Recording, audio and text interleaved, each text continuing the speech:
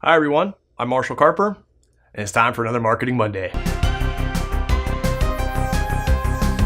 This is gonna sound like a weird topic for a digital marketing guy, a content marketing guy to talk about, but a question that I still hear a lot, especially from brick and mortar business owners, is does direct mail work? So direct mail, your classic, send a bunch of letters, send a bunch of flyers, send a bunch of postcards to the mailboxes of your potential customers as a means of driving business. It's a pretty old school tactic. It's been around for as long as the Postal Service has been around, really.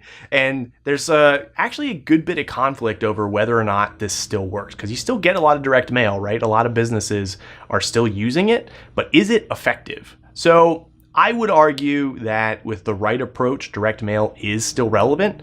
It's not cheap. It's gotten a little bit cheaper as the Postal Service tries to be more competitive and offers a lot of flexible plans for how you target and where your direct mail campaigns actually go. But does it work? Yes, if you think about it in a creative way. So if you're going beyond like basic promo cards, which I think are pretty hit or miss, you're probably better off using Google ads or Facebook ads to really target the right people instead of doing like a, hey, get 10% off your appetizer if you bring this postcard in. But direct mail in a B2B space, I've seen that work really, really well if you're smart. So one of the cool things I've seen clients do or partners do is actually forego the big blanket postcard approach and send something a little more personalized and of a lot more value. So one of our partners, the PT Services Group, they do appointment setting where they call businesses and set appointments for salespeople to meet those business owners.